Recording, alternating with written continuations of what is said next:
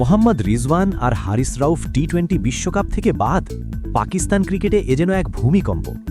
2026 টি-20 বিশ্বকাপের জন্য পাকিস্তান যে স্কোয়াড ঘোষণা করেছে তা সবাইকে চমকে দিয়েছে।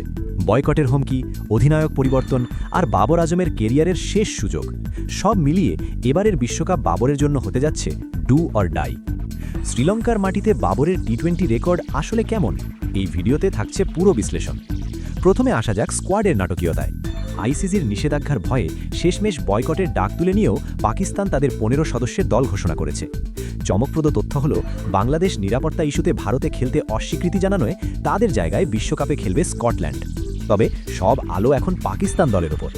নতুন অধিনায়ক সালমান আলী আঘার নেতৃত্বে ঘোষিত এই দলে জায়গা হয়নি অভিজ্ঞ মোহাম্মদ রিজওয়ান এবং হারিস রাউফের, কিন্তু সব সমালোচনার পরেও টিকে গেছেন বাবর আজম। 2025 সালটা বাবরের জন্য মোটেও ভালো যায়নি। 8 ইনিংসে মাত্র 206 রান, গড় 34-এর কোঠায়। সমালোচকরা বলছেন 2026 বিশ্বকাপই বাবরের জন্য শেষ সুযোগ। এখানে ব্যর্থ হলে টি-20 কেরিয়ার শেষ হতে পারে এই তারকার। আর এই বিশ্বকাপে বাবরের প্রধান পরীক্ষা হবে শ্রীলঙ্কার মাটিতে। মজার ব্যাপার হলো, বাবর আজম তার দীর্ঘ কেরিয়ারে 11টি দেশে টি-20 খেললেও শ্রীলঙ্কার মাটিতে আজ পর্যন্ত একটিও আন্তর্জাতিক টি-20 ম্যাচ খেলেননি। 2026 বিশ্বকাপেই তিনি প্রথমবার লঙ্কান দ্বীপে দেশের হয়ে টি-20 খেলতে নামবেন। তবে ভয়ের কিছু নেই।